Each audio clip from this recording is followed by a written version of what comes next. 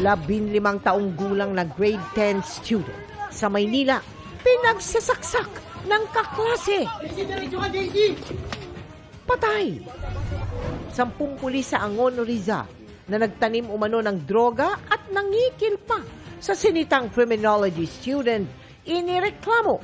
Yung hinahangaan ko po na polis, ganito pala gagawin sa amin. Hanggang mamayang hating gabi na water interruption. Problema ng mga sineserbisyuhan ng Maynilad sa Cavite, Las Piñas, Parañaque at Muntinlupa. Sa Caloocan naman, umaalingasaw na tambak ng basura, ikinabahala ng mga residente.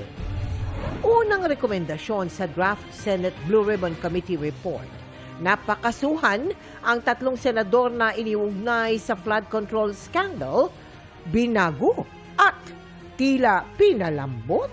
Instead of using the word charged, to be charged, to undergo preliminary investigation. Pagkakaibigan, nakikita ni Ombudsman Jesus Crispin Remulla na dahilan ng pagrebisa. Siyempre may mga kaibigan niya sa loob na pipirma. Huli cam sa Singapore. Babaeng OFW. Sinikmuraan at sinipa ng isang lalaking dayuhan habang nasa mall. Never Say Die stars Kim Jisoo at Rahil Birya.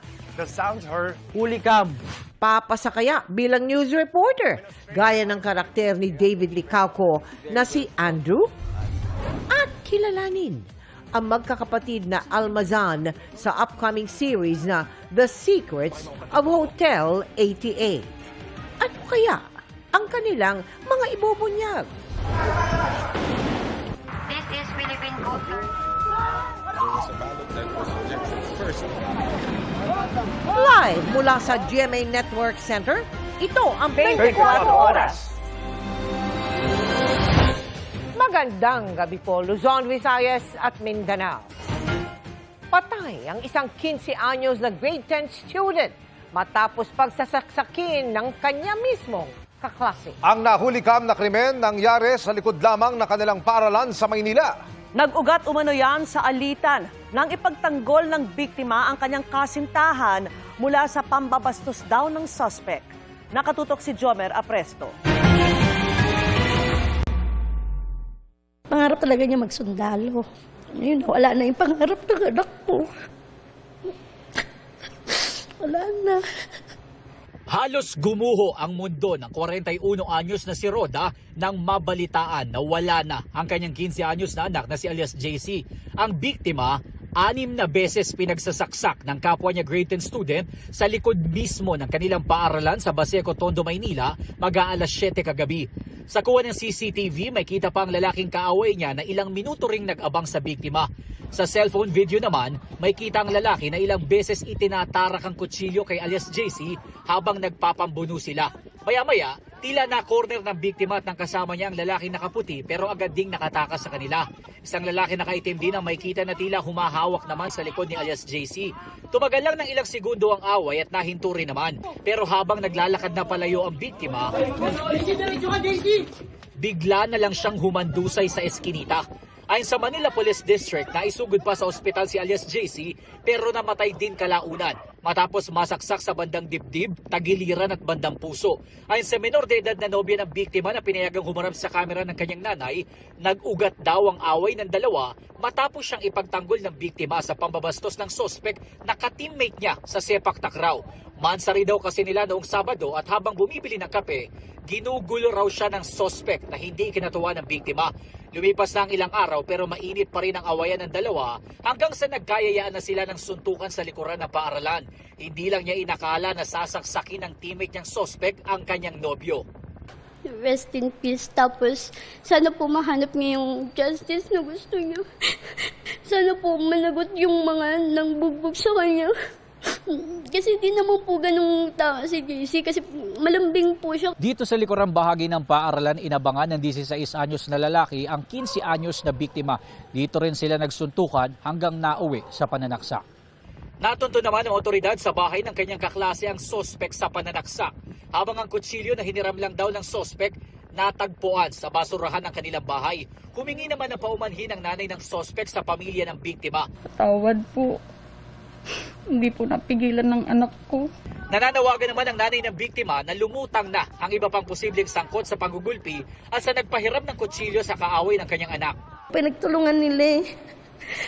Palagi mo nang matapal yung anak ko, dapat hindi mo na lang sinaksak. Pinugbog mo na lang. Ay naman sa Barangay 649, magdadagdag sila ng mga tauhan sa likuran ng paaralan para hindi na maulit ang nangyari. Sa tuwing iikot yung pulis at saka yung barangay po, tumatakbo ang mga yan eh. So kami, nagre-reach out talaga kami every Friday. Dagdagan pa ng mga kapulisan natin dito sa loob. Nasa kustodiya na ng DSWD ang sospek kung saan isa sa ilalim siya sa act of discernment o ang pagtiyak kung alam niya ang tama o mali sa kanyang ginawang krimen bilang menor de edad. Para sa GMA Integrated News, Jomer Apresto, nakatutok 24 oras. Inireklamo sa Napolcom ang isang criminology student ang 10 pulis Angono na nangikil at namilit umano sa kanya na umaming supplier siya ng illegal na droga. Ang masaklap, hindi raw ito ang unang beses na nabiktima siya ng hulidap. Nakatutok si June Veneracion.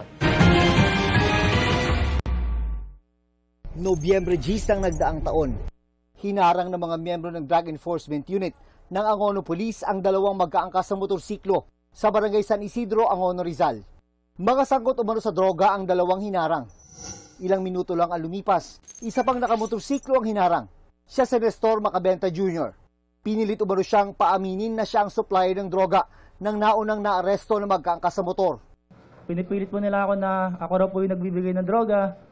Habang tinatanggi ko po yung paratang nila, paulit-ulit po nila ako tinasaktan. Hanggang sa dumating sa punto na susuputan na po yung ulo ko, kaya napilit pa akong aminin. Kinuha raw ang gintong singsing ni Macabenta at dinala siya sa presinto at hiningan siya ng 50,000 pesos para hindi tuluyang kasuhan ng mga pulis.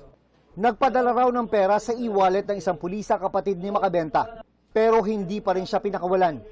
Pinicturean po nila yung resibo ng tsaka po nila dinelete, tsaka po pinakita nila sa akin na wala raw po nag-send ng pera. Tapos pinakita rin po nila sa kasama nila sa loob po ng opisina. Oh, walang nag-send ng pera. Wala yung 50 million hingin namin, ikulong na yan.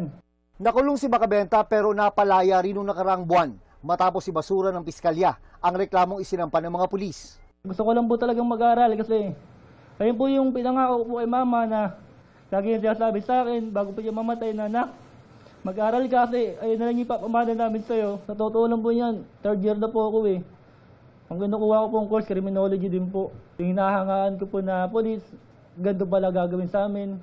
Ngayong araw, nagsampa si Macabenta ng reklamo laban sa 10 pulis ng Angono Municipal Police Station na nagtanim umano ng ebidensya sa kanya. Tiniyak ng Napolcom na hindi palalagpasin ang ganitong uring gawain ng mga pulis.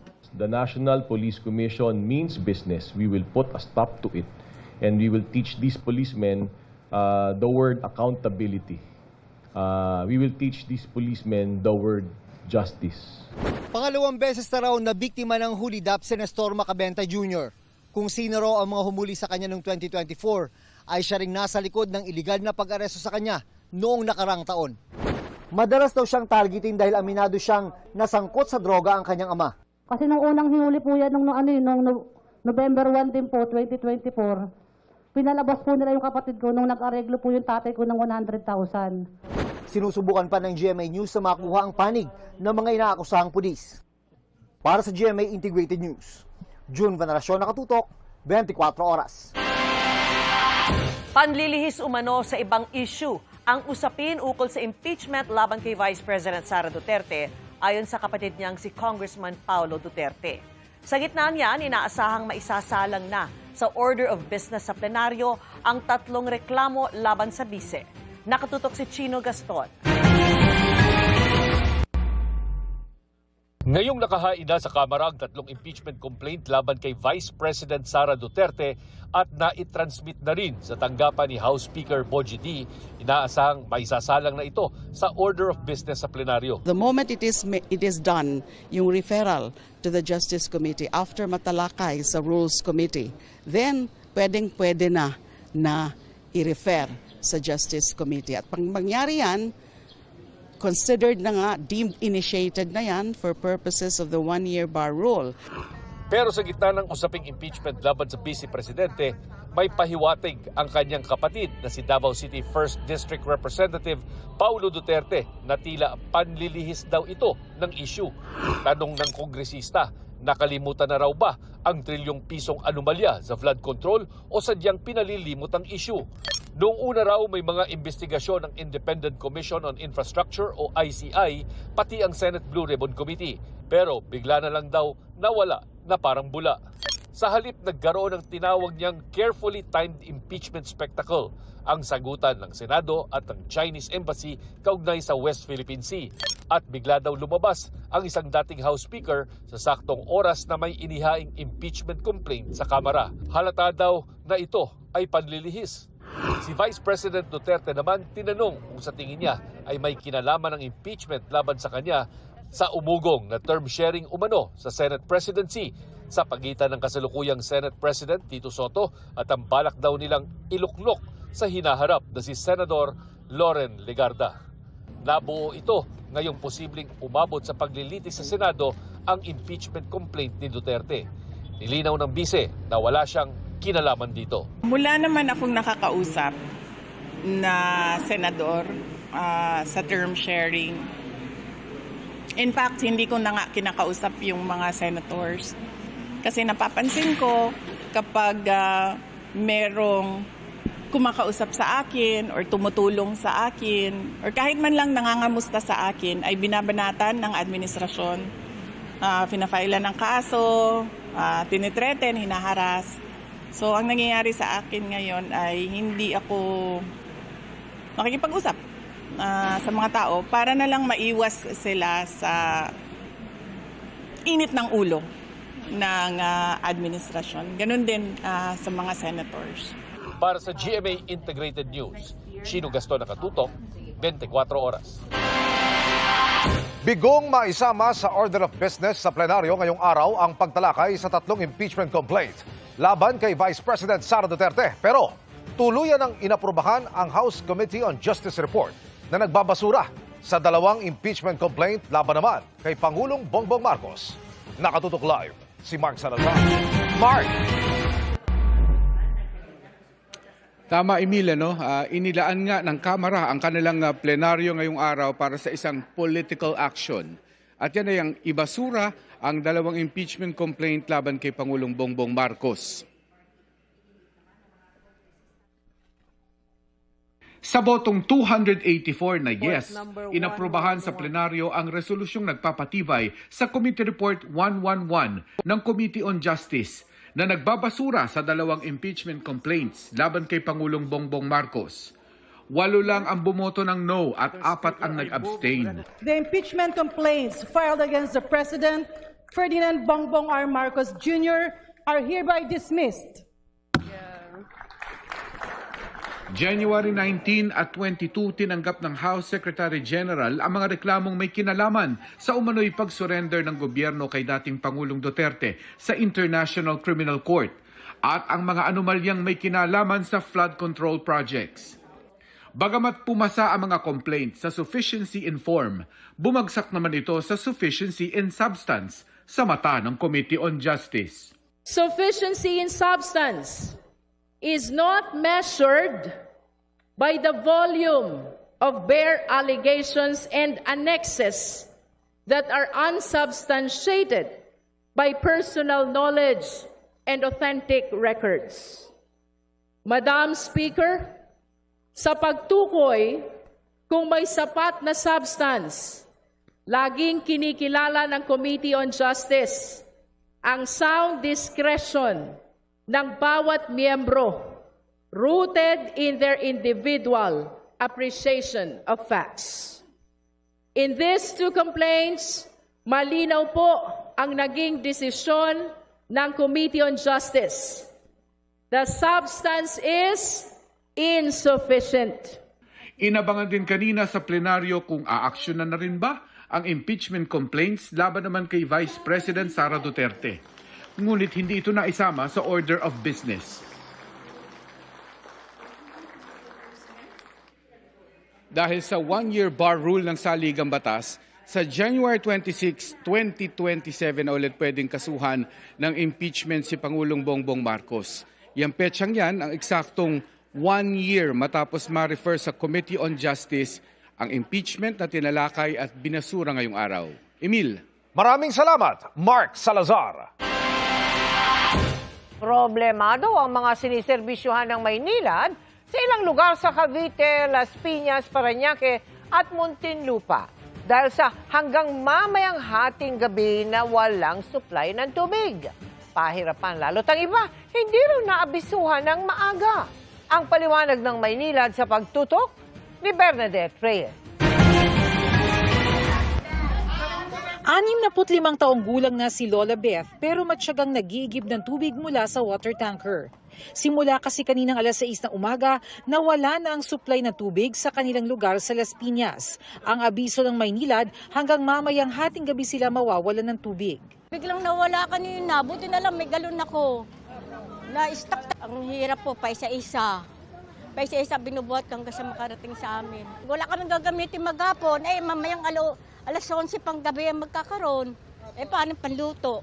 Ito yung Barangay Talon 1 dito sa Las Piñas City. Isa ito sa maapektadong lugar ng water service interruption ng Maynilad.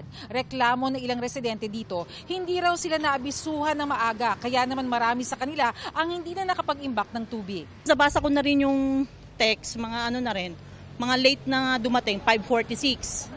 So, late na po talagang dumating yung abiso ng Maynilad. Next time po sana, maging advance po para nakakapag-ipon po kami. Sa Almansa 2 naman, inabutan namin nagigib si Jefferson na ilang kanto ang layo. Mas maigi. Mas maigi mayroong sa rason. Kasi mahirap to, magigib pa. Pagod, doble pagod. Pahirapan din sa mga may negosyo ang water service interruption. Si Michelle halimbawa, hindi raw makapaghugas ng mga gamit sa kusina dahil tinitipid ang tubig. Sobrang hirap po. Katulad sa nagnegosyo kami, mga hugasan, wala po. Tubig sana lagi nang merong Maynilad. Para po hindi po mahirapan, lalo na sa amin na naghahanap buhay. Paliwanag ng Maynilad, apektado ang kanilang produksyon ng tubig dahil sa mababang kalidad ng tubig na pumapasok sa Putatan Water Treatment Plant mula sa Laguna Lake. Epekto raw yan ng malakas na ihip ng hangin. Pag amihan season po, ang direksyon ng hangin ay direktang papunta sa planta natin. Yung silts and sediments po na nakadeposit na sa Laguna Lake, dahil nga mababaw na siya, yung malakas na bugso ng hangin, pinapaalon niya yung tawa. Kaya ang nangyayari, nabubulabog yung ilalim nung Kasama sa mga apektado ng hanggang hating gabing water service interruption ang ilang lugar sa Cavite, Las Piñas, Parañaque at Muntinlupa. Sinisikap raw ng Maynilad na agad maibalik ang normal na supply ng tubig sa lalong madaling panahon. Pinaka-importante sa lahat, yung turbidity o yung labo ng tubig. Minomonitor po natin yung oras-oras dahil kung hindi makukompromiso din yung safety ng planta. Pangalawa, ayaw natin makompromiso naman yung kalidad ng tubig na dinidistribute natin sa ating customers. Humihingi kami ng paumanhin dahil sa mga inconveniences po na nangyayari at asahan po ninyo na tuloy-tuloy ang aming pag-upgrade ng mga planta. Para sa GMA Integrated News, Bernadette Reyes, nakatutok 24 oras. Pagkatapos ng magkasunod na bawas singil noong Desyembre at Enero, may dagdag singil naman sa kuryente ang Meralco ngayong buwan. 22 sentimo po yan kada kilowatt hour, katumbas ng 45 piso sa bill ng kuryente sa mga kumukonsumo ng 200 kilowatt hours kada buwan. Ayon po sa Meralco, ang dagdag singil ay dahil sa mas mataas na transmission at universal charges. Matapos pag-usapan ng mga miyembro ng Senate Blue Ribbon Committee, pinalambot ang lengguwahe sa committee report kaugnay ng maanumalya umanong flood control projects. Kung sa unang draft, ang rekomendasyon, diretsahang kasuhan ng mga sangkot na senador.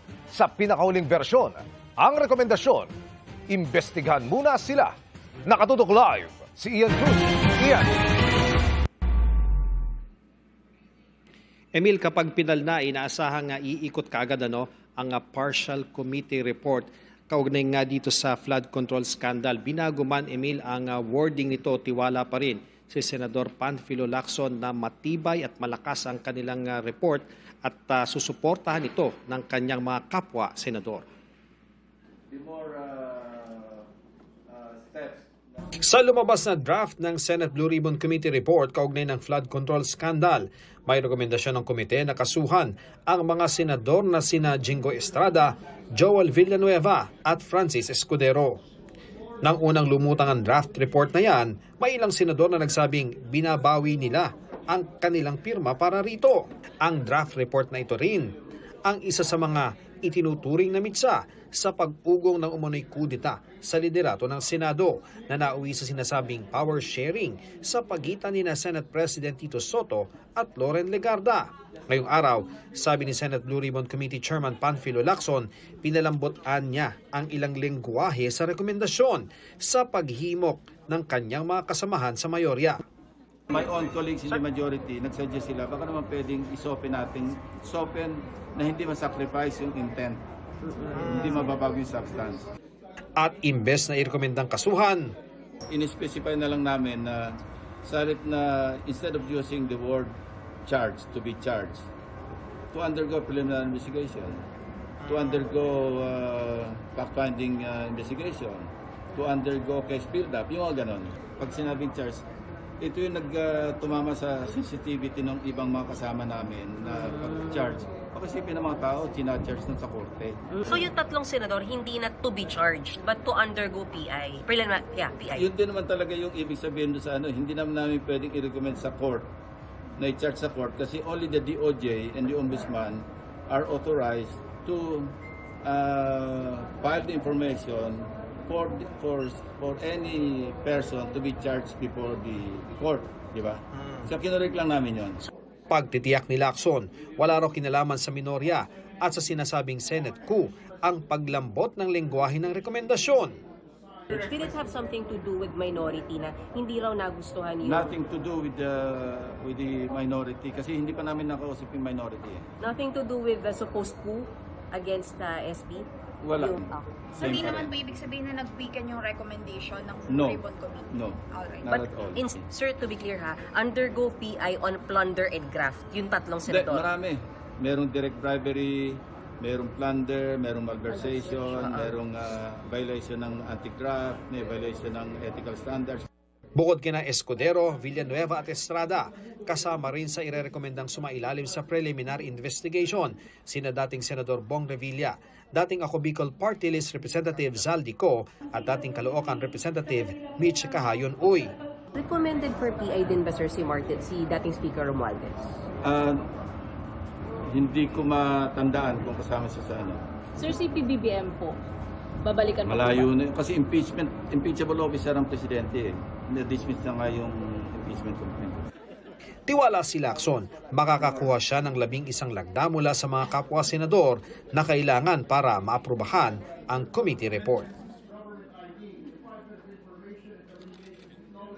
Emil, ayon kay Senador Lacson, isa pa sa mahalagang nilalaman itong kanilang report ay yun ngang mga batas na maaari nilang gawin kontra sa katiwalian. Kabilang na dyan ang pagpapalakas sa ombudsman at ang paglalagay sa kanila ng tinatawag na law enforcement function para sa kanilang pagpapollow up at pagre-request ng search warrant doon sa kanilang mga iniimbestigahan. Yan ang latest mula rito sa Senado. Balik sa iyo, Emil.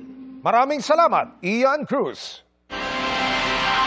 Paniwala ni Ombudsman Jesus Crispin Remulla na daan sa usapan ng mga senador ang paglambot ng lengguwahe ng Senate Blue Ribbon Committee report kaugnay ng flood control scandal. Pero giit ni Remulla, wala raw itong epekto sa kanilang ginagawang investigasyon. Nakatutok live si Salima Refran. Salima? Mel, politika ngayon nakikita ni Ombudsman Jesus Crispin Remulla na dahilan kung bakit narebisa yung draft report ng Senate Blue Ribbon Committee kaugnay nga ng investigasyon sa flood control scandal. Bilang dating mamabata, sabi ni Remulla, maaari raw na nagkaroon ng personalan, negosasyon at kompromiso bago naabot ang draft report na ito. Mula sa unang draft recommendation na kasuhan ng tatlong senador kaugnay na maanomalya umanong flood control projects, Binago na ito ng Senate Blue Ribbon Committee at nirerekomenda ngayong isailalim na lang sila muna sa preliminary investigation. Komento tuloy ni Ombudsman Jesus Crispin Remulla. It's politics. Ano na yan eh? What is acceptable to all or to most is the most important thing. Ang tatlong senador na kasama sa rekomendasyon, sina Senador Joel Villanueva, Jinggoy Estrada at Chis Escudero. Sabi ni Remulla, may bigat ang personal na mga relasyon, lalo't magkakasama sila sa Senado. Kasi nga, nagkakapersonalan, siyempre may mga kaibigan yan sa loob na pipirma, wag lang nalagay yung pangalan. Gano'n yan, may negotiation yan, may compromise yan. Hinihinga namin ng tugon dito si Blue Ribbon Committee Chair Senator Ping Lacson. Gayunman, ayon kay Remulla, wala itong epekto sa gumugulong na nilang mga investigasyon sa tatlong senador at iba pang nadadawit sa flood control controversy. At least, yung pagkapangalan sa kanila tsaka yung records intact. Ang mahalaga dyan, yung records ng Blue Ribbon Committee tsaka lahat ng testimonies niya. Yun ang mahalaga. Yung report niya kasi, anticlimactic yan eh. Kung ano alam natin, yun na yun eh. Para hindi raw mabasa ang kanilang mga hakbang, matipid sa pagbibigay ng impormasyon sa kanilang mga investigasyon si Ombudsman Remulla, pati na kung may kakasuhan sila sa Sandigan Bayan sa nalalapit na panahon. Pero dumarami raw ang mga gustong tumestigo. Tuloy naman ang investigasyon sa nagbitiw na si ACT-CIS Representative Edvic Yap na iniuugnay sa Silver Wolves Construction na sangkot umano sa mga flood control projects. I don't know what advice he got, pero it doesn't change anything. He will still be charged as somebody from government who violated the law. Ganun pa rin yun. Inulat rin ni Remulla na nagpasabi na ang liderato ng Kamara na magbibigay na sila ng kopya ng mga hinihinging salin ng Ombudsman sa mga iniimbestigahan nitong mga kongresista. Sinisilip na rin ng Ombudsman ang computer ni yumaong DPWH Undersecretary Catalina Cabral. Unfortunately, meron kaming hindi makita sa mga files. So, what we did was to go to the cloud. Kasi yung cloud kasi, ang subscriber dyan, government pa rin eh. I cannot give any evidentiary value to it. Because number one, authenticating it is a problem already. We're very careful about it.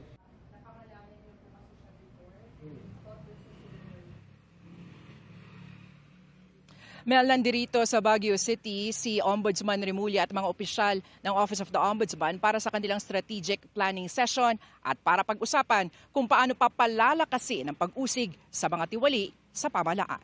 Yan muna ang latest mula nga dito sa Baguio City. Mel. Maraming salamat sa iyo, Salima Refran. Good evening mga kapuso! Only a few months away, mapapanood na muli si Ding Dong Dantes para sa bagong action drama series na The Master Cutter. At di lang yan, sa GMA Prime aabangan. Makichika kay Nelson Canlas. Pinakamahalaga sa lahat, siguraduhin mo wala makakilala sa'yo. Sa Stray by Day, Hired Assassin by Night. Yan ang aabangang role ni Kapuso Primetime King Ding Dong Dantes sa action-packed series na The Master Cutter. Bukod sa action scenes, ayon kay Ding Dong, mas dapat abangan ang iba't ibang layers na gagampanan ng kanyang karakter. Very interesting kasi yung tema nung palabas. So marami akong mga disguise dito. Pero higit sa lahat, syempre yung kwento. Na naman talaga yung pinakamahalaga sa lahat, yung human element ng bawat karakter na pinoportray dito. Dagdag ng direktor ng show na si Dominic Zapata, tiyak na makaka-relate sa kwento ang mga manonood. We layer the chaos of Baclaran with all the action scenes, but the point being is that we want to see through the chaos and see individual characters, people who live in Baclaran, try to delve into their lives and see what really is behind these people. They're all very relatable, and at the same time, it's spiced with a lot of action. Ang serye, kabilang sa exciting offerings na mapapanood ngayong taon sa isa sa biggest streaming platforms, ang Netflix Philippines. Present sa launch, si GMA Network Senior Vice President Atty. Annette Coson Valdez. We're very excited and we're very thankful to Netflix kasi nadadala niya ang ating mga programa, not just from GMA but from the other local producers to a wider audience, Southeast Asia and the global arena. Kaya naman mga kapuso, abangan na ang The Master Cutter sa GMA Prime this April 20. Nelson Canlas, updated sa Showbiz Happenings. Susunod, exclusive, paninita sa checkpoint na uwi sa habulan at pagkakasabat ng marijuana. Ang viral video ng isang OFW sa Singapore na sinasaktan ng isang banyaga. At Never Say Die stars Kim Jisoo at Rahil Biryak papasakayang maging reporter gaya ng karakter ni David Licauco. Tutukan lahat ng yan sa pagpapatuloy ng 24 oras.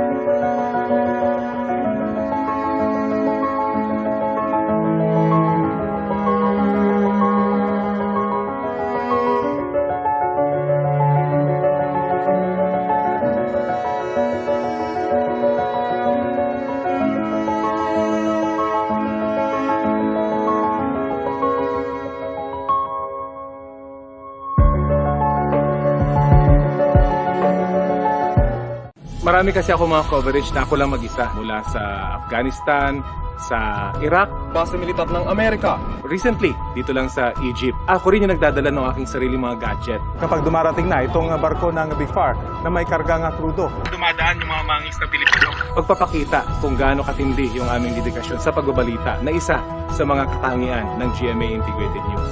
GMA Integrated News, ang news authority ng Filipino. Mga balitang hindi mo na kailangang hintayin. Pwede mong pakinggan ang 24 oras kahit saan, kahit kailan. Ang pinakamalalaking balita, kasama mo na sa araw-araw. 24 oras podcast. Balita na pwede mong dalhin kahit saan. Para sa mas malaking misyon. At mas malawak na paglilingkod sa bayan. GMA Integrated News, ang news authority ng Pilipino.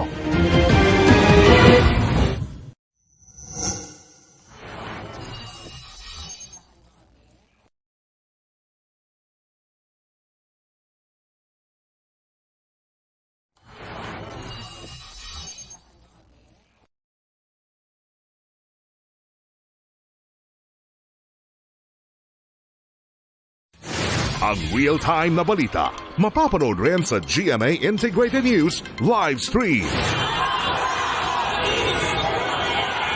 Hiya naman kayo sa inyong kapwa Pilipino.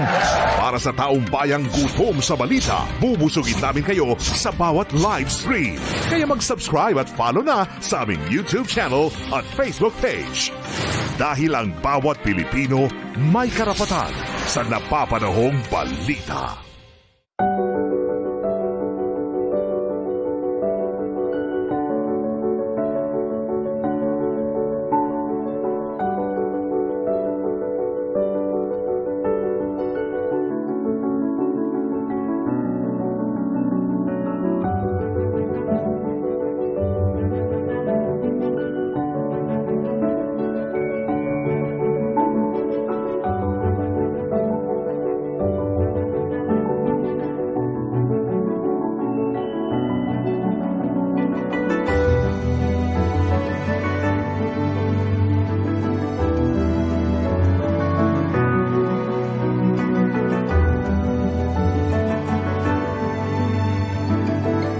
Yung gusto ko lang din sa kanya, yung hindi niya rin maranasan yung mga naranasan namin, yung panahon namin na talagang walang-wala. Akala niya lang, okay lahat sa amin. Pero, dala-dala ko pa rin yun na, alam yung iniiwan ko siya lagi. And then there was a time when he was just like, I think 5 years old. or the last time that I had my vacation when I was working in Saudi Arabia, he told me, "Mommy, please, huwag ka na umalis." Sabi ko, "Sorry, I can't. I can't buy you toys. I can't give you like this." And then you know what he told me? "Okay lang, Mommy, kahit walang toys. Okay lang kahit walang pambili. Pero dito ka sa tabi ko."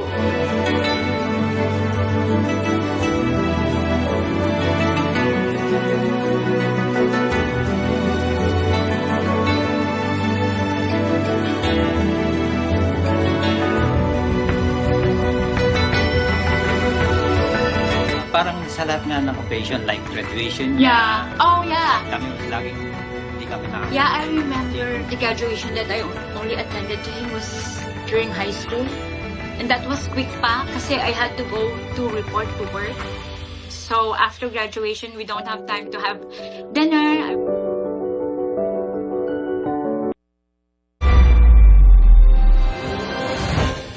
Sumuot kung saan-saan ang mag-asawang sakay ng motorsiklo para makatakas sa mga humahabol na pulis. Nang masukol, nadiskubre ang dahilan kung bakit hindi sila huminto sa police checkpoint. Alamin kung ano sa aking eksklusibong pagtutok. Sa pagpupumilit na takbuhan ang mga humahabol na pulis, dumaan sa bike lane ng Aurora Boulevard ang motorsiklong sakay ang isang mag-asawa.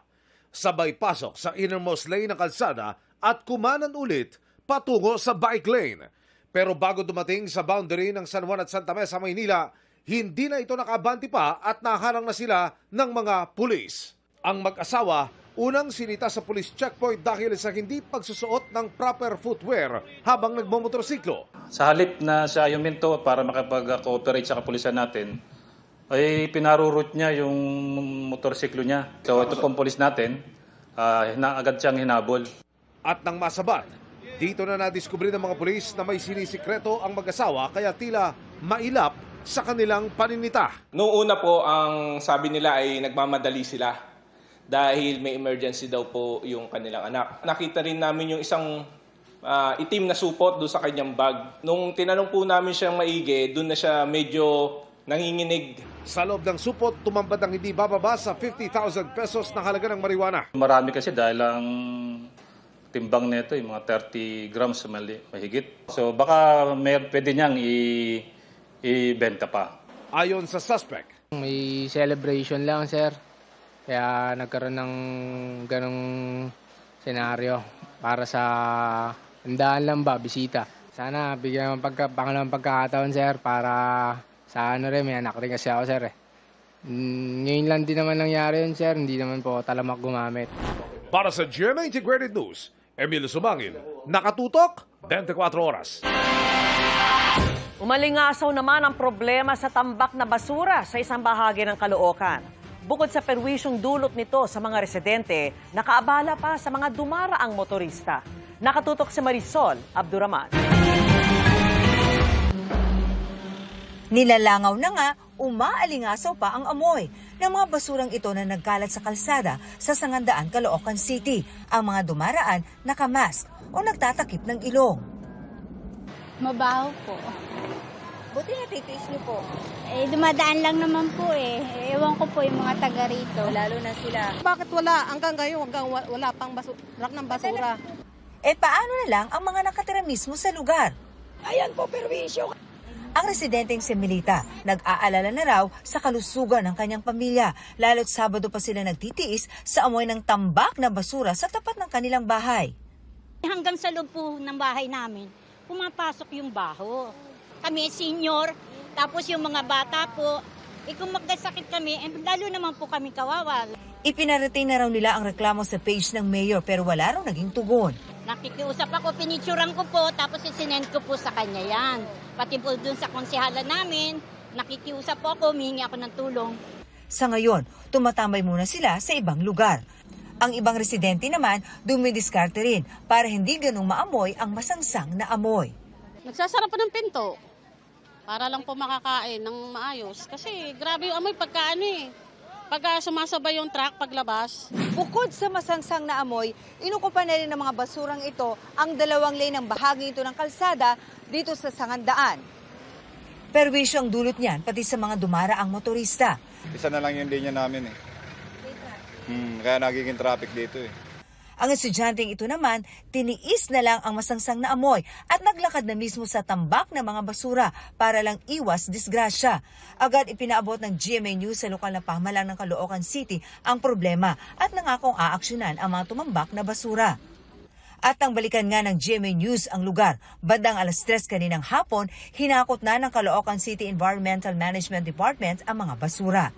Inaantay pa ng GMA News ang sagot ng Caloocan City tungkol sa dahilan ng pagkakatambak ng basura doon. Para sa GMA Integrated News, Marisol Abduraman, nakatuto 24 oras. Sinampahan ng reklamong paglabag sa anti-hazing law ang 12 pulis ng Regional Mobile Force Battalion 14B, kabilang ang kanilang commander na si Police Colonel Joel S. Taris. Kaugnay pa rin niya ng pananakit sa ilang bagong destinong pulis sa Basilan, kung saan kabilang daw sa mga ginamit ang yantok at baseball bat. Nakatutok si June Veneracion. Habang hinihazing ng mga pulis ng Regional Mobile Force Battalion 14B ang mga bagong destinong kapwa-pulis sa Lamitan, Basilan, nasa paligid lang daw at nasasaksihan ito ng kanilang commander.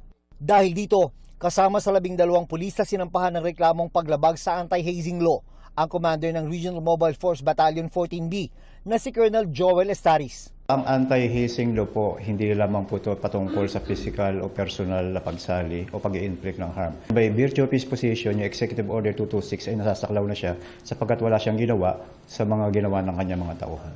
Bukod sa 12 nasampahan ng reklamo, meron pang natukoy sa ginagawang investigasyon na karagdagang 10 pulis na merong direktang partisipasyon sa hazing.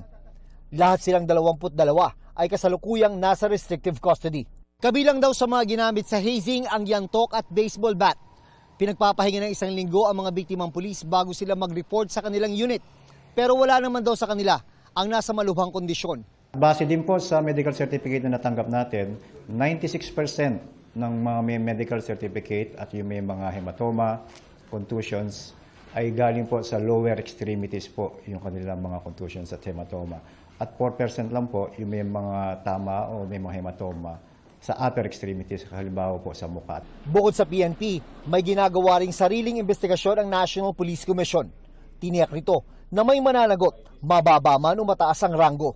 Lahat ng involved, wala tayong sasantuhin. We are not blinded by rank. Sinusubukan pa ng GMA Integrated News na makuha ang panig ni Estaris at iba pang pulis na inirereklamo. Para sa GMA Integrated News, June Veneracion, nakatutok 24 oras. Mga kapuso, patuloy na magpapaulan sa ilang bahagi ng bansa ang shear line. Kasabay pa rin ang epekto ng hanging amihan. Apektado ng shear line ang Visayas at ilang bahagi ng Bicol Region at Mindanao. Ramdam naman ang ihip ng amihan sa iba pang panig ng Luzon. Base sa datos ng Metro Weather, umaga pa lamang bukas may tsansa na ng ulan sa ilang bahagi ng Mimaropa, Bicol Region, Samar at Leyte Provinces, Western at Central Visayas, pati sa Caraga. Sa hapon, may matitinding ulan na sa ilang bahagi ng Mindoro Provinces, Visayas, lalo sa mga lalawigan ng Samar at Leyte, gayon din sa halos buong Mindanao. Heavy to intense rains ang mararanasan sa ilang lugar, kaya maging alerto pa rin sa banta ng baha o landslide. Sa Metro Manila, posibleng maging maulap kaya hindi pa rin inaalis ang tsansa ng biglaan at kalat-kalat na ulan. Samantala, sa latest outlook ng Pag-asa, posibleng may mabuong low pressure area sa paligid ng bansa sa mga susunod na araw, maaaring sa West Philippine Sea o sa silangan ng Mindanao. Sakaling matuloy, mababa pa naman ang tsansa nitong maging bagyo. Pwede pang magbago ang forecast, kaya tutok lamang sa updates. At tutukan, ang nabistong bagong estilo sa tangkang pagpuslit sa mahigit 200 milyong pisong halaga ng shabu mula Afghanistan. At ano yung napakalakas na hanging naminsala sa mga bahay at paaralan sa Lanao del Sur? Alamin sa pagbabalik ng 24 oras.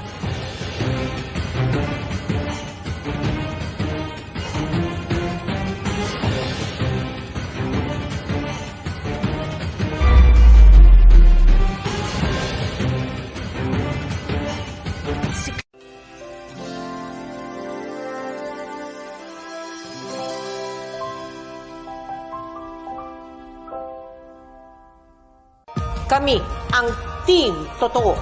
Maaasahan niyo kami sa laban kontra fake news dahil ito ay malaking banta sa demokrasya at mabuting pamamahala. Naniniwala kami na ang responsableng pagbabalita ang pinakamalakas na sandata laban sa fake news. Naninindigan kami na walang lugar sa ating lipunan ang maling impormasyong nagpapanggap na totoong balita. Naniniwala kaming dapat pigilan ang mapaninlang na impormasyon na layong lokohin ang taong bayan. Ang aming panata, labanan ng fake news sa abot ng aming makakaya. Ang aming panata, Bantayan ang mga magtatangka na magpakalat ng maling impormasyon. Panata naming tumupad sa pinakamataas na pamantayan sa aming pag-uulat. Panata naming tiyakin na sinuri at mapagkakatiwalaan ng impormasyon bago ito'y balita. Panata naming gawin ang lahat para di malusutan ng fake news. Ang panata namin, ipakita sa publiko kung paano matutukoy ang fake news para sama-sama tayong labanan ito. Kami ang Team Totoo. Magkaisa tayong labanan ang fake. Para sa akin, ang pinaka-memorable na coverage ko, yung Dongyan wedding talaga. Kasi iyon yung sinasabing wedding of the decade. At bihira kasi yung gano'n na dalawang royalty nagkaroon ng pag-iisang dibdib. Isang malaking karangalan na nandoon ka sa moment na yon at ikaw yung nagsilbing tulay, mata, tenga ng mga fans nila. Ako yung nagatid ng dapat nilang malaman doon sa napaka-importanting pangyayari na yun. GMA Integrated News, ang News Authority ng Filipino.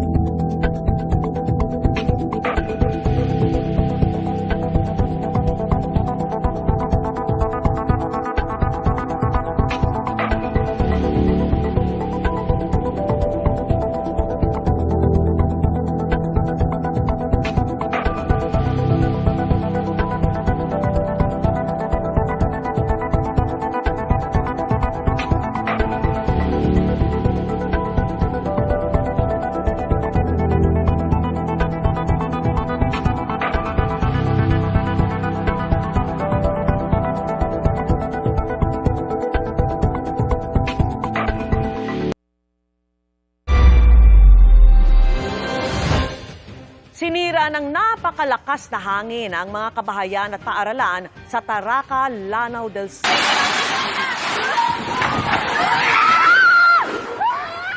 Rinig ang takot ng mga tao nang matuklap ang bubong sa gusaling yan ng Mindanao State University, Taraca Community High School.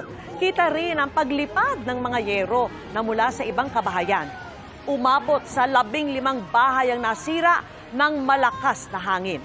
Ayon po sa Pag-asa, maaring downburst ang nangyari o yung biglaang pagbagsak ng malakas na hangin sa isang lugar. Naharang ang tangkang pagpuslit sa halos 270 milyong pisong halaga ng hinihinalang shabu mula umano sa Afghanistan. Bistado pati ang bagong estilo sa pagtatago sa mga ito para iwas huli. Nakatutok si Oscar Oida. Hindi na lang basta inihahalo sa mga ipinapadalang produkto, kundi ikinukubli na umano sa mga haligi at sahig ng mga container van ang mga ilegal na droga, maipuslit lang sa loob ng bansa. Yan ang isiniwalat sa media kanina ni Bureau of Customs Commissioner Ariel Nepomuceno nang ipresenta ang aabot sa 41 kilos ng hinihinalang shabu na galing umano ng Afghanistan. Nasabat ang mga ito kamakailan sa Manila International Container Port o MICP sa tulong ng intelligence report na ibinigay sa kanila ng PIDEA. Aabot ang kabuuang halaga nito sa 278 million pesos. First time nang tinatago dun sa false sidings, false supposed to be yung flooring, pati doon sa likod. Ibig sabihin, nasa loob ng mga bakal na containers yung mga shabu na 131 packages. Ang deklarasyon nito, marble, galing ng Afghanistan. Ito isa Afghan met. It is not the first time na meron tayong nahuli na met from Afghanistan. Sa gitna niyan, kumpiyansa si DILG Secretary John V. Cremulya na mananalo tayo sa giyera kontra droga.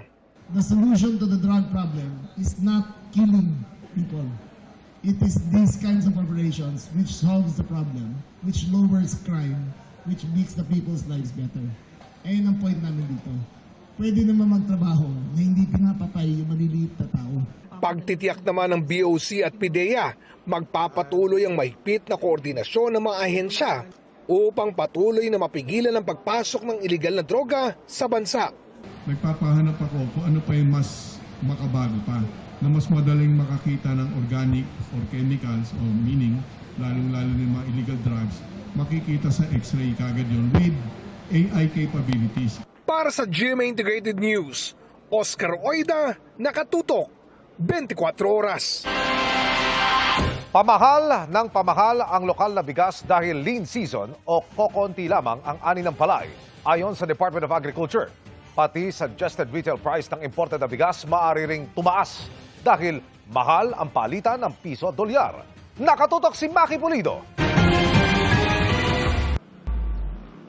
Sa Golden City sa Bukawe, Bulacan pa lang, kung saan mabibili sa wholesale price ang kada kilo ng bigas na ibebenta sa palengke, nagmamahal na ang bentahan. Pataas daw ng pataas ang presyo ng local rice mula nang pumasok ang buwan ng Enero. Sa loob ng isang linggo, araw-araw siyang tumataas. Kahapon, bumili ko 1,280, yung 25 kilos. Pagbalik ko po ngayon, 1,300 na. Almost 12 hours lang tumaas ang 20 pesos. Kaya nagmahal na rin ang kada kilo sa mga tindahan ng bigas. Sa Kamuning Market, Quezon City, halimbawa, ang premium rice na 50 pesos per kilo noong Enero, 53 pesos na.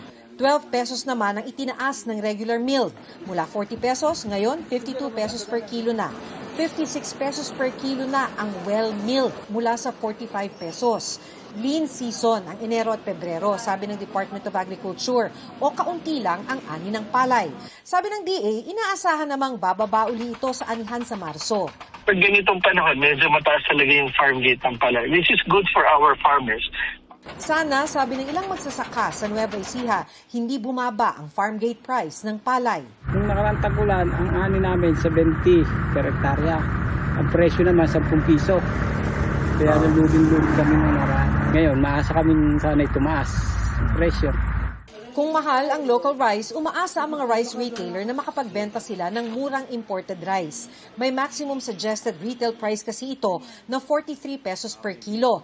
Pero sa Kamuning Market, 58 to 65 pesos ang imported rice. Sabi raw sa kanila ng mga supplier, kulang ang supply ng imported rice kaya mahal ang bagsak sa kanila. Minsan wala. Pag wala, titipidin ng mga biyahero yung kanilang stock, tataasan nila. Kasi konti lang ang dating, kaya mahal. Meron dapat imported rice, sabi ng Department of Agriculture. Mula noong Enero, 409,000 metric tons ng imported rice ang pinayagan nilang maangkat dahil lean season. Yun nga lang, dahil mahal ang palitan ng piso at dolyar, maaari na raw tumaas ang SRP ng imported rice. Bagamat hindi ganun kamahal yung international price, yung presyo kasi apektado rin nga ng peso-dollar exchange rate. So, maapektuhan na yung ating MSRP.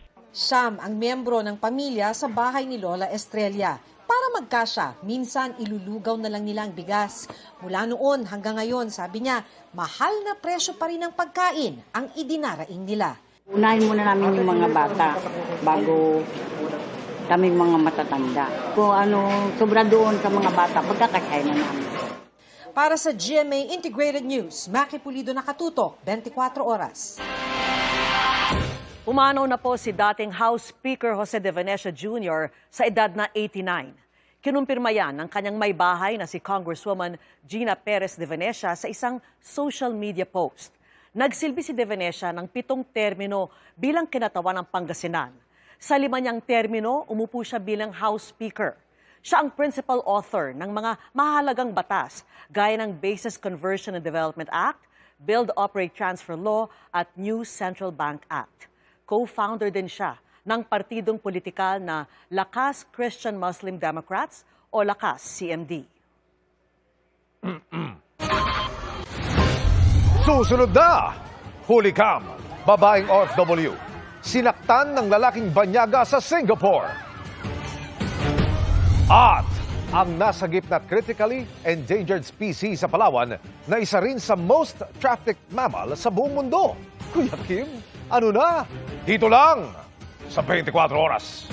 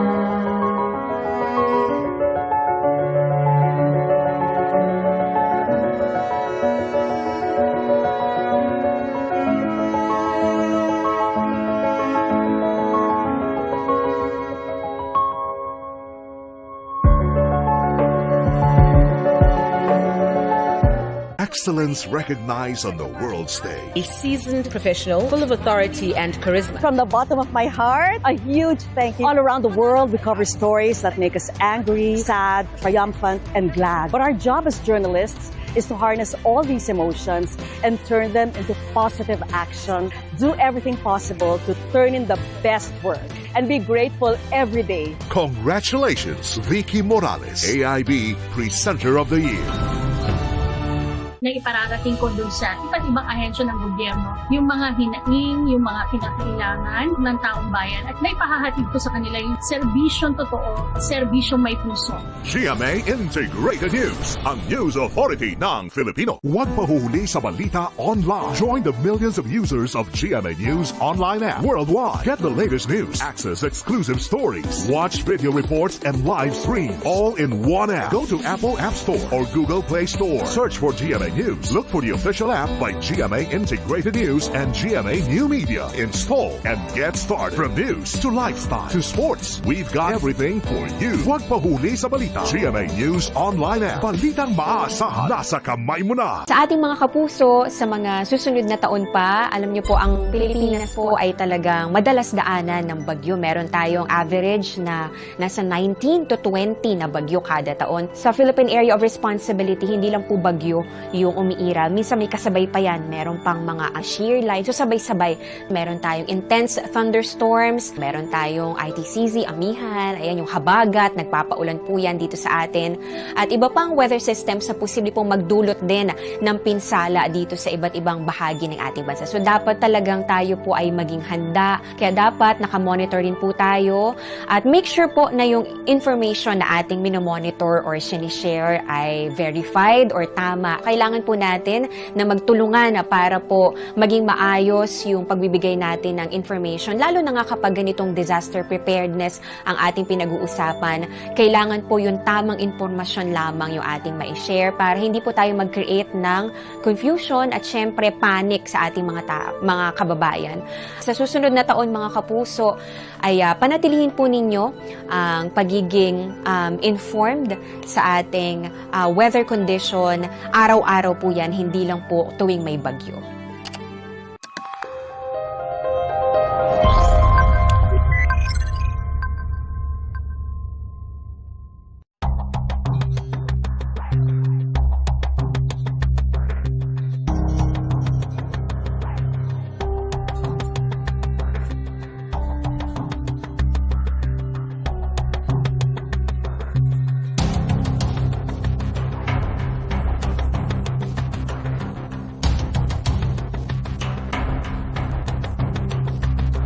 Mga alas, yung mga 10:30, mga ganong oras. Tapos nagulat na lang ako, biglang may humiga sa harap ko.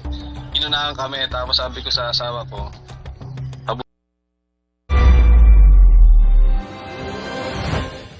Ilang beses na sinipa ng isang dayuhang lalaki ang isang babaeng OFW habang nasa mall sa Singapore.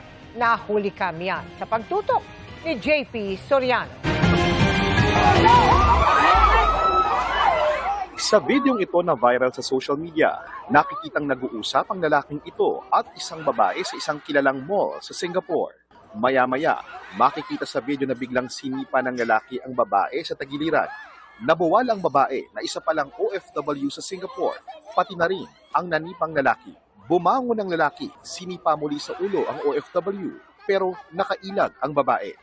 Dito na umawat ang ilang nakasaksi sa pananakit. Ayon sa Department of Migrant Workers, natukoy na ng Labor Attaché ng Pilipinas sa Singapore. Ang kababayan nating nasa video, nakausap na rin daw siya at naabisuhan na sa mga tulong na maaaring ipagkaloob sa kanya bilang Pilipino.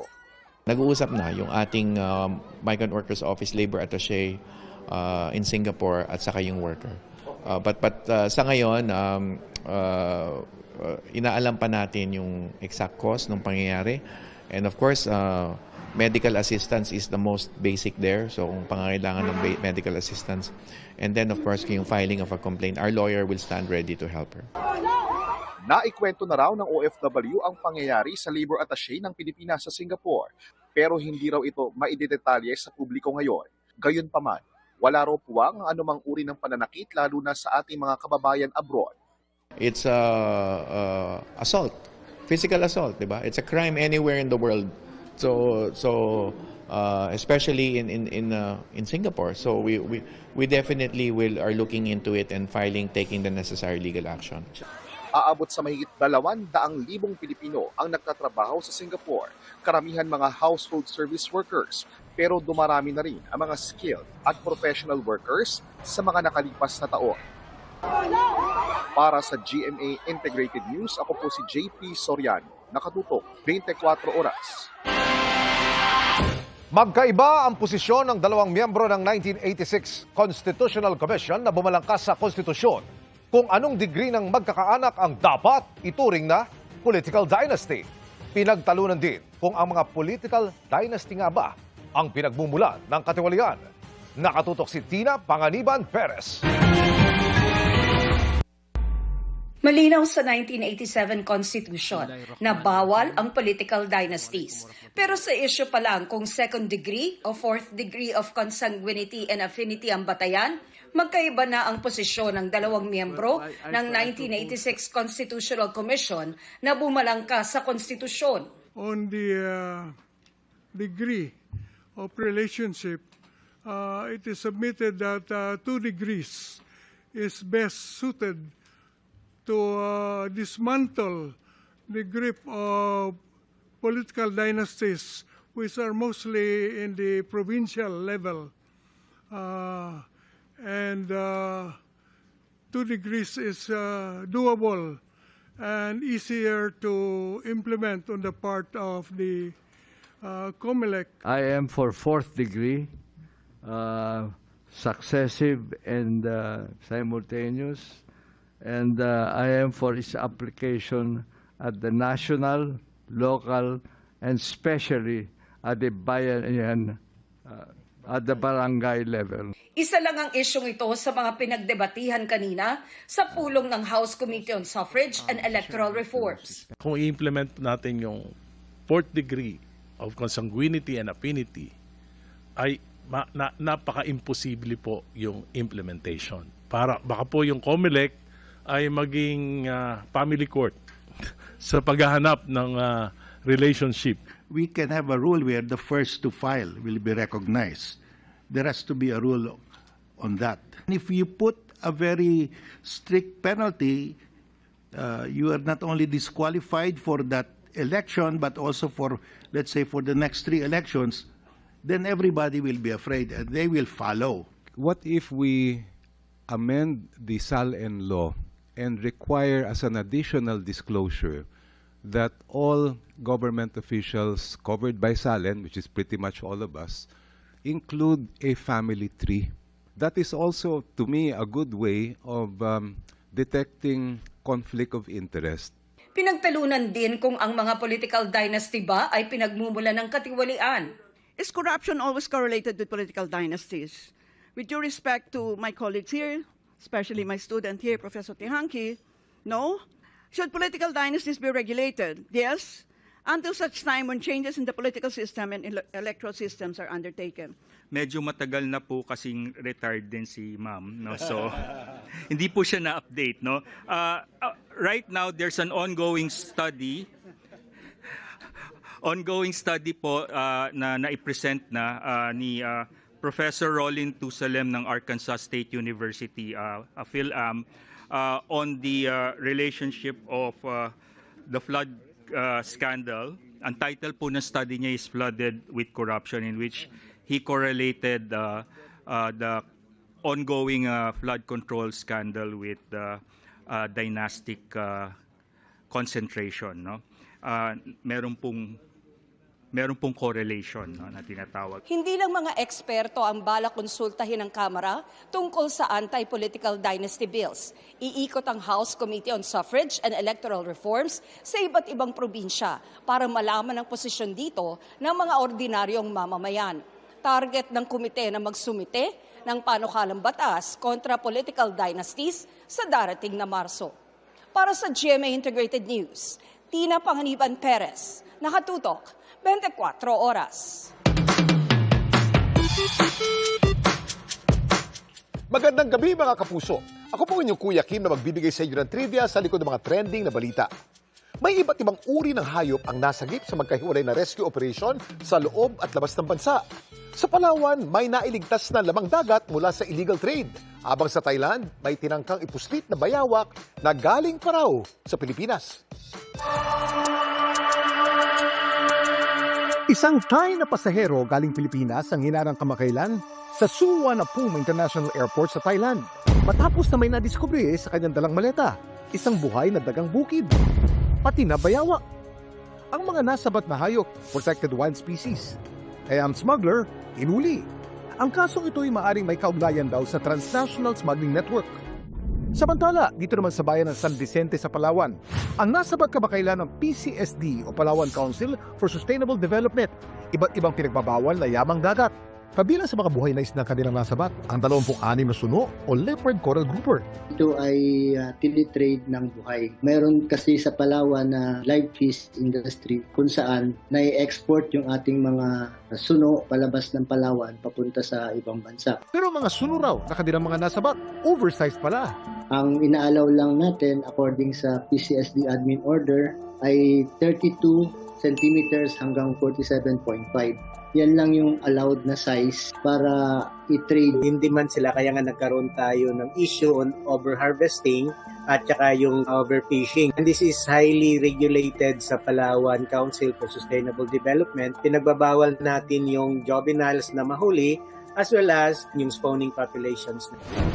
Maliban dito, may na-recover din silang isang buhay na maming at 3 buhay na panther grouper. The 3 pieces of panther and 1 piece of mameng are all endangered species, which are banned species, hindi yan siya pwedeng kolektahin. Ang protocol is kung buhay siya, ibinabalik natin sa isang area, most probably isang marine protected area. Paalala ng PCSD. Marine resources are not commodities but shared natural heritage. Their protection ensures ecological balance, food security, and sustainable development. Sa bayan naman ng Rojas sa probinsya ng Palawan pa rin, may isa pang critically endangered species ang nasagip din ng autoridad. Anong hayop naman kaya ito? Kuya Kim, ano na? Ito ang pangolin o balintong na nasagip kamakailan sa sitio Taradungan sa Rojas, Palawan. Ayon sa ulat ng MENRO o Municipal Environment and Natural Resources Office, tinatayang may bigat itong 3 kilos at sukat na 36 centimeters. Matapos itong suriin, napag-alaman na meron itong sugat. Gayunman, ligtas itong naibalik sa kanyang natural habitat. Ang balintong ay kabilang sa critically endangered species o mga hayop na nanganganib ng maubos. Isa rin to sa most trafficked mammal sa buong mundo. Samantala, para malaman ang trivia sa likod ng viral na balita, i-post o i-comment lang, #Kuya Kim. Ano na? Laging tandaan, importante ang may alam. Ako po si Kuya Kim at sagot ko kayo, 24 oras. Umakyat na sa 51 ang kumpirmadong bilang ng nasawi sa paglubog ng MV Trisha Kirsten 3 sa Basilan.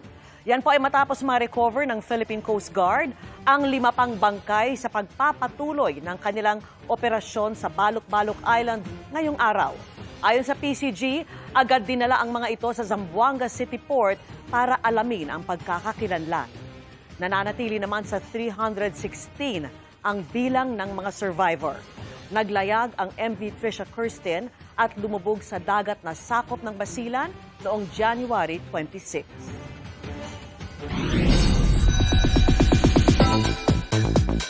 Isa-isa natin kilalanin ang mga character ng inabangang collab series na The Secret of Hotel 88. Unahin natin ang magkakapatid na Almazan na gagampanan ni Mika Salamanca, Josh Ford, River Joseph at Bianca De Vera. Ano-ano kayang ibubunyag nila sa kanilang mga character? Ichichika ni Aubrey Carampel. Sa trailer pa lang ng upcoming Kapuso and Kapamilya collab series na The Secrets of Hotel 88, ramdam na ang sigalot sa eksenang ito. Gusto namin bilhin yung parte niyo. Sino naman nagsabing magbebenta kami? Saksak mo yung pera mo sa baga mo. Don't talk to my sister. Ang nasa komprontasyon, sina Mika Salamanca, Josh Ford, River Joseph at Bianca De Vera nagaganap bilang Almazan siblings. Si Mika as Luna, na ikalawa sa magkakapatid na very complex daw ang karakter. Ang dami niyang pinaglalaban talaga.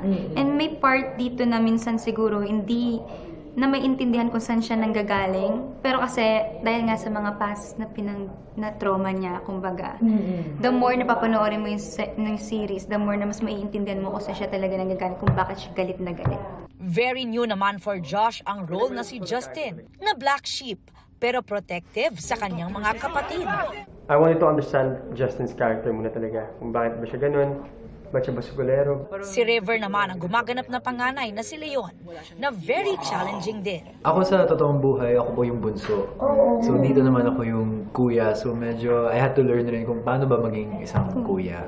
Ang daddy's girl at bunso namang si Jade na ginagampanan ni Bianca. In a way, medyo sheltered bunso siya. But I guess that doesn't stop her from getting whatever she wants. Kunwari, like, kung gusto niya yung hustisya, she'll really go out of her way to do that in her own ways. Kung sa bahay ni Kuya talagang sinubukan daw ng ex-PBB housemates na magpakatotoo at makilala as their true selves. Excited naman sila ngayon na makilala ng mga tao ang kani-kanilang karakter sa serye. Kaya naman ganun na lang ang saya nila na ngayon pa lang ay may kanya-kanya ng teorya ang fans. Kung sa trailer tila may pagka-misteryoso, drama at seryoso ang kwento, hindi pa rin naman daw mawawala ang kilig. We're very happy na at least interesado sila at ibig sabihin, hinihintay din nila yung story talaga and curious sila kung ano talaga yung mangyayari or kung gaano katama yung theories nila. May mga make-breath moment, I'm sure. Sure, hinihintay nila yon. Oo, di ba po? Marami po. Marami pong moments. Lahat. You see, opo. Meron talaga. You know, there's a bit of romance as well sa kwento. At mula sa Love You So Bad, tuloy ang love triangle ni Bianca, Will Ashley at Dustin Yu. Nakaka-excite kasi ibang characters naman ni Dustin and Will yung nakilala ko. And it's so different from who they are in real life and from who they portrayed in their last movie together. So para lang kami, alam mo yung dami kong nakikitang versions nila. Si River, makaka-love triangle naman ang AZ Ralph, nina AZ Martinez at Ralph De Leon. Aliw nga raw si River kay AZ.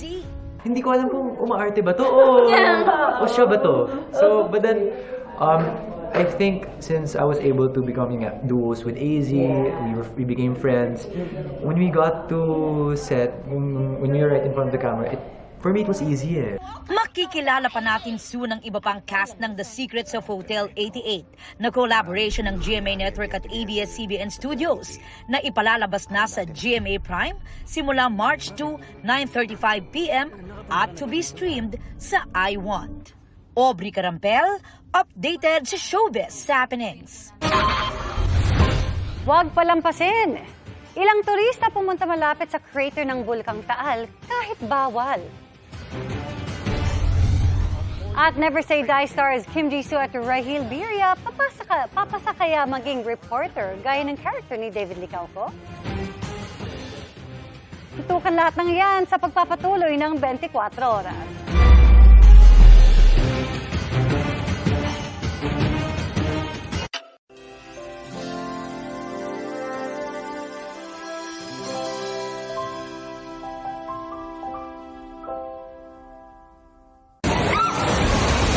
Kahit sino, kahit saan, pwedeng maging bahagi ng pagbabalita.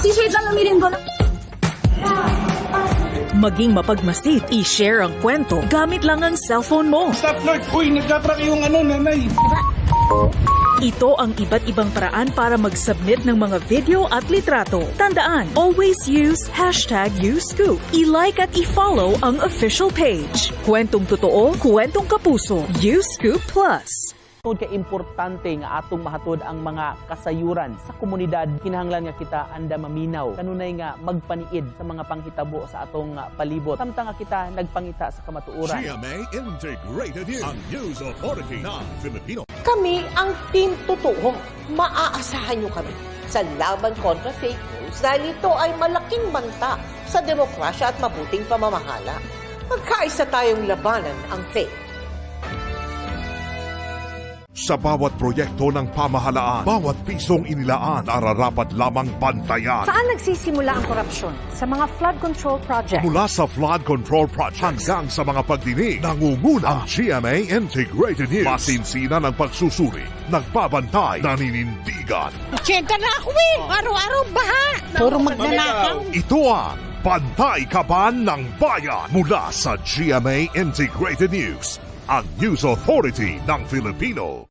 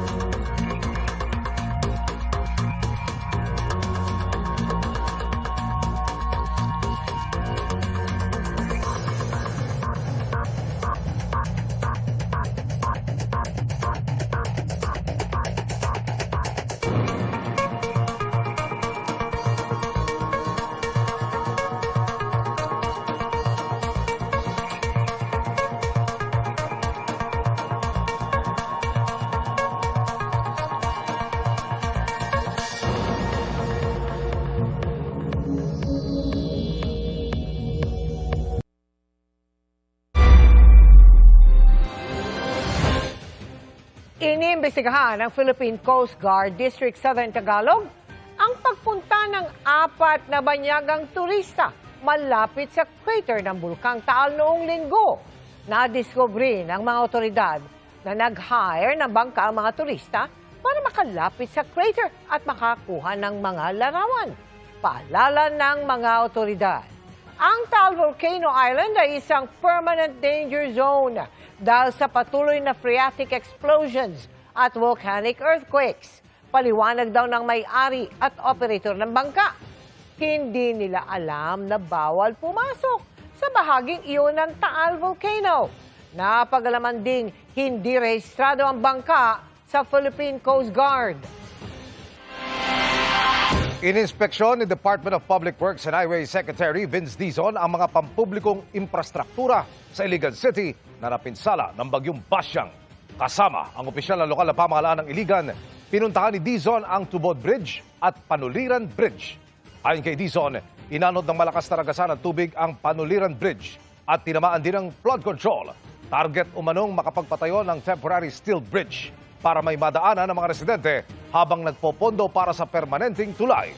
Ipinag-utos din ni Dizon ang agarang pagdedredging sa Iligan River para mapalalim ang daluyan ng tubig. Tuloy-tuloy rin daw dapat ang pagsasagawa ng clearing operations sa mga kalsada at tulay. Hindi lang isa kundi 3 beses nang naaresto sa kasong pagnanakaw ang lalaking nahuli kam na pinuntirya ang LPG tank sa isang establishmento sa Quezon City. Ang suspect nahulihan pa ng gun replica. Nakatutok si James Agustin. Nagpalingalinga pa na tila kumukuha ng tiyempo ang lalaking ito na nakuna sa CCTV ng isang nire-renovate na commercial establishment sa Barangay Sacred Heart, Quezon City. Maya-maya pa pumasok siya at isinara ang pinto. Ang sumunod na eksena, dahan-dahan na niyang inilalabas ang isang LPG tank. Ang hindi niya alam, napapanood na siya ng mismong may-ari ng establishmento na papunta noon sa lugar. Pop-up yun sa kanyang facial recognition doon sa CCTV na may pumasok doon sa kanyang establishment.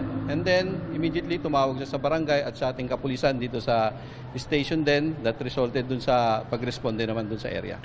Nagtatakbo ang suspect nang mapansin na pagdating ng mga otoridad. Pumunta rin siya sa ikalawang palapag ng establishmento. Doon sa may bandang kusina, doon siya nagtago, nilak yung pinto pero nabuksan na ating operatiba. Sinubukan ding wasakin yung salamin ng establishment para tumakas at naabutan naman siya. Na may dala siyang baril, tinutukan ang ating barangay at kapulisan. Nabawi mula sa 23 anyos sa suspect ang ginamit niyang gun replica at LPG tank na naiwan sa compound ng commercial establishment. Aminado siya sa nagawang krimen. Nagjakaw po ako. Kasi? Kailangan lang po. Ano gagawin niyo doon sa LPG tank? Ibebenta po. Yung gun replica na sa'yo ba yun? Panakot lang po yun, sir. Sa record ng pulisya, ito na 3 beses na naaresto ng suspect dahil sa pagnanakaw. Sinampahan siya ng mga reklamong attempted theft, malicious mischief, at grave threat in relation to Comprehensive Firearms and Ammunition Regulation Act. Para sa GMA Integrated News, James Agustin, nakatutok, 24 oras. Aminado ang kapatid ng umano'y mercenary ng Russia na si Raymond Gumangan na maging siya ay nirecruit online ng isang banyagang pinangalanan niyang First para magtrabaho sa Russia. Nakatutok si CJ Torida ng GMA Regional TV. Tol, wag ka nang tumuloy. Kasi yan ang mga huling salitang sinabi ni Raymond Gumangan sa kanyang kapatid na si Ryan. Si Raymond na tubong Alcala, Pangasinan ay nagpunta sa Russia para magtrabaho, sumalit ginawang sundalo para makipagdigma sa Ukraine. Ngayon, bihag na siya ng mga puwersa ng Ukraine. Pag-aamin ni Ryan, isa raw siya sa mga nirecruit online ng isang banyagang pinangalanan niyang First. Hindi na siya nagbigay ng karagdagang detalye tungkol sa recruiter. 13 raw silang inalok ng trabaho sa Russia na may magandang sahod. Truck driver po yung apply ko doon, logistic. Tapos pagdating daw po doon, pipirma ng kontrata, may matatanggap na 300,000 pesos to 400,000 pesos Philippine money, sir. Tapos ang sahod ng buwan-buwan nasa 200 to 250,000. Palipad na sana papuntang Russia via Kuala Lumpur si Ryan kasama ang 2 iba pang na-recruit noong October 2024 nang harangin sila ng immigration officer sa airport dahil sa kakulangan sa dokumento. Hindi na sila pinayagan na makaalis sa bansa. Nagbigay raw ng second option ang banyagang recruiter upang matuloy ang kanilang pagpunta sa Russia. Ngunit nagpasya silang huwag nang tumuloy nang makausap ni Ryan ang kanyang kuya Raymond. Ang instruction ni Perts, pupunta ng Zamboanga tapos magbabangka para makatawid ng ibang bansa, sir. Malaysia, sir. Sinabihan ako ng kapatid ko na, Tol, wag ka nang tumuloy kasi hindi mo kaya yung trabaho dito, sir. Sa ngayon, hindi na niya nakakausap ang recruiter at umalis na umano ito sa kanilang group chat. Nagpaalala ang pamunuan ng Migrant Workers Office na maging mabusisi sa mga nag-aalok ng trabaho sa ibang bansa. Pakikipag-usap lang via social media. Illegal recruitment po yon. Punta po dito sa office, magtatanong kung license ba yung agency, kung proper ba nung person na mag-recruit. Mula sa GMA Regional TV at GMA Integrated News, CJ Torida, nakatutok 24 oras. Kinilala ng Supreme Court ang co-ownership sa mga ari-arian ng mga same-sex couple. Ayon sa Korte, maaaring kilalanin bilang co-owner sa mga same-sex couple na naninirahan ng magkasama alinsunod sa Article 148 ng Family Code. Sakop ng Article 148 ang property relations ng mga magkasintahang nagsasama pero hindi maaaring ikasal ng legal. Ang pagkilala sa co-ownership ay kung makapagbibigay ng katibayan o mapapatunayang pareho silang may aktwal na kontribusyon o ambag sa pagkuha o pagbili ng property. Wala nang naisalbang gamit ang ilang pamilya sa Malabon dahil sa sumiklab na sunog. Ang tinitignang mitya, ang naka-jumper umanong bahay. Nakatutok si James Agustin.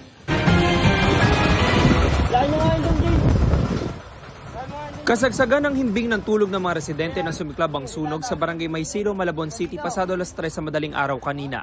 Mabilis na kumalat ang apoy sa magkakadikit na bahay na gawa sa light materials. Itinaas ng Bureau of Fire Protection na ikalawang alarma. Nasa 27 fire truck ang kailangan rumisponde. Ito lamang po yung nag-iisa na pasukan at labasan ng mga residente patungo doon sa residential area kung saan nangyayari yung sunog. Napakitid po nitong daanan na ito. Ito yung nagpapahirap ngayon sa mga bumbero. Ang ibang bumbero pumeso sa katabing compound. Doon sila bumutas sa bahagi ng pader para malapit ang makapagbuga ng tubig. Sa kasagsagan ng sunog, 2 nasugatan, kabilang ng isang fire volunteer. Pagkakbang ko lang po, pag-ayos ko ng linya namin, minapapawang pa ako. Ano po? Mainit-init na pa ako pa, kaya tumago sa bota ko. Maraming pamilya ang walang naisalbang gamit. Sa kabila niya, nagpapasalamat si Ofelia na ligtas silang 9 na magkakaanak.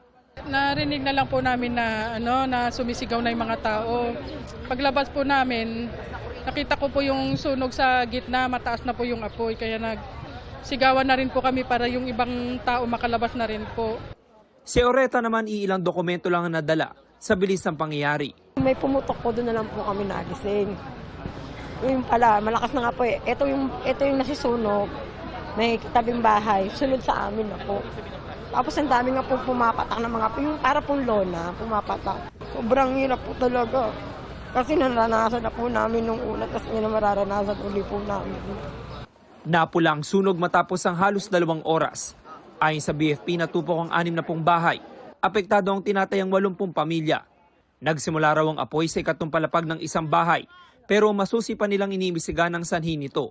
Ang sabi ng investigador is naka-jumper daw po siya, wala siyang kontador. Kaya nagpo-focus po kami baka sa electrical. Nasa 50 cm lang wide yung entrada. Kaya nagbutas kami ng pader, umakyat kami sa bubong para maapula agad yung sunog. Para sa GMA Integrated News, James Agustin, nakatutok, 24 oras. Walang urungang sinubukan ni Never Say Die stars Rahil Birya at Kim Jisoo ang pagbabalita. Tulad ng character ni David Licauca as Andrew na isang investigative reporter. Makichika kay Aubrey Carampel. Kumasa sina Never Say Die stars Kim Jisoo at Rahil Birya sa Reporter Challenge sa online exclusives ng GMAnetwork.com. On board the Tirada Express, napasabak si Jisoo sa pagbabalita. A brief moment of tension unfolded at a train station on Monday morning when a strange vibrating noise was heard from an unmarked suitcase. Tirada Express! Hindi rin inurungan ang challenge na yan ni Rahil. Hulicam ang pagnanakaw na nangyari sa isang bahay sa Maynila. Kitang-kita sa kuha ng CCTV ang pag-akyat ng isang aso sa lamesa para kumuha ng ilang pirasong hotdog para sa almusal ng kanyang pamilya. Ipinakilala na ang kanilang mga karakter sa GMA Prime Action Drama Series. Gumaganap si Jisoo as Jinho Lee at si Rahil naman si Peter, na makakasama ng mga karakter ng mga bidang sina David Licauco as Andrew, isang investigative reporter, at si Jillian Ward as Joey na isang vlogger. Almost 1 billion pesos worth of drugs. Pangalawang shipment na ito napalpak. Akala ko babayaran natin yung pulis na nasa checkpoint. Kasama rin sa cast si Winwin Marquez in her villain era. Pag-amin ni Win, nag-struggle raw siya sa karakter, lalo at hindi siya sanay gumanap bilang kontrabida after her Miss Universe Philippines stint. Actually, ang request nila sa akin, unlearn everything. Kasi they cannot see Winwin as a beauty queen. Walang dapat makitang bahid na nagpa-pageant. Wala. Sobrang hirap siya. Kasi I gave everything. Sabi ko, sige, let go ang pagka-beauty queen. Walang ganon. And sana makita nila yun. Siya si Teresa Park, na leader ng isang drug syndicate. From beauty queen to queen of drug trade. Pag nagugulat kaya silang lahat. Queen of drug trade, ha? Ano daw? But, it's very exciting because this is a show na matapang yung show. Dahil busy sa bagong serye, hindi raw muna focus ni Winwin ang pagsali sa pageant anytime soon. Pero, may pag-asa bang magbalik siya ng pageantry? Never say die to any doors. Hindi ba? Ang hirap eh. I actually said na that was my last pageant, MUPH, di ba? Pero I think it was about the emotions also, na parang, finally nagawa ko na. Pero when you come to think of it, you can never say die or never say never to things that can open in the future. Aubrey Carampel, updated showbiz happenings. And that's my chika this Tuesday night. Ako po si Iya Arellano. Miss Mel. Salamat, Iya. Tinawag na political stunt ng mga tagapagsalita ng Chinese Embassy ang pag-adopt ng Senado sa resolusyon na nagkokondena sa mga pahayag ng Chinese Embassy laban sa mga opisyal ng gobyerno ng Pilipinas. Pero ang sagot dito ni Senate President Tito Soto, tila gusto raw silang patahimikin ng tagapagsalita ng Chinese Embassy. Nakatutok live si JP Soriano. JP?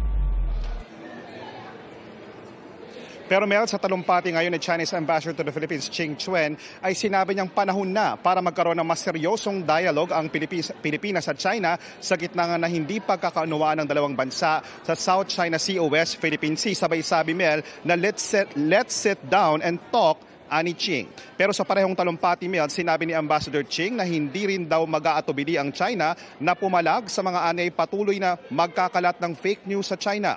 Ang talumpati ng Chinese Ambassador ay kasunod ng pag-adapt ng Senado sa resolusyon na nagkokondena sa mga pahayag ng Chinese Embassy laban sa mga opisyal ng gobyerno ng Pilipinas. Si Chinese Embassy spokesperson Chi Lungpeng, maanghang ang reaksyon sa Senate Reso na kanila raw tinututulan at mariing kinukondena. Tinawag pa niyang political stunt ang Senate resolution.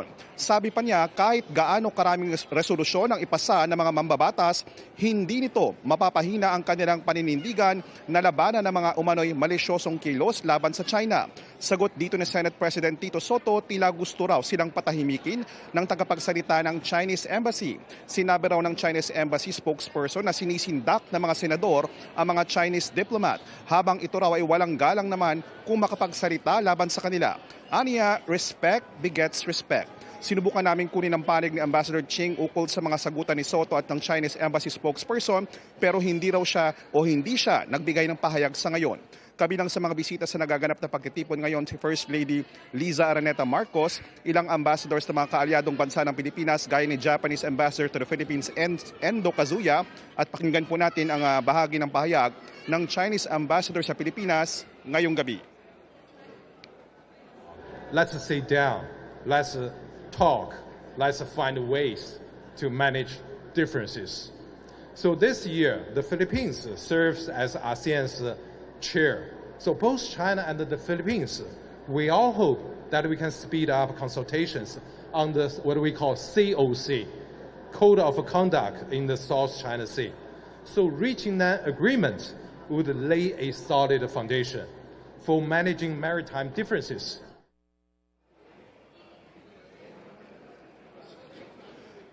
Mel, walang nabanggit ang Chinese ambassador kaugnay sa issue ng Kalayaan Island Group o Pag-asa Island, pero sa kanyang speech, pinaalala niya sa mga bisita rito ang mga tulong daw na ibinigay ng China sa Pilipinas kabilang na noong COVID pandemic. At yan muna ang latest, balik muna sa iyo, Mel. Maraming salamat sa iyo, JP Soriano. At yan ang mga balita ngayong Martes. Ako po si Mel Tiangco. Ako naman po si Vicky Morales para sa mas malaking misyon. Para sa mas malawak na paglilingkod sa bayan, ako po si Emil Sumangil. Mula sa GMA Integrated News, ang News Authority ng Pilipino.